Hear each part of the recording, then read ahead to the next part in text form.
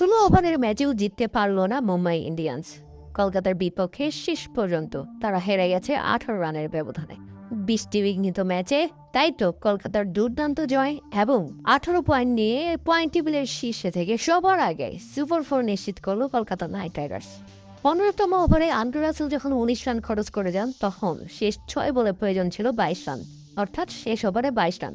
তখনও দুই set batsman তিলক ভার্মা এবং নোমান দের। শেষ ওভারে বোলিংয়ে আসেন কলকাতার বোলার হর্ষিত রানা, আর প্রথম বলেই ফেরান বিধ্বংসী হয়ে ওঠা নোমান দেরকে।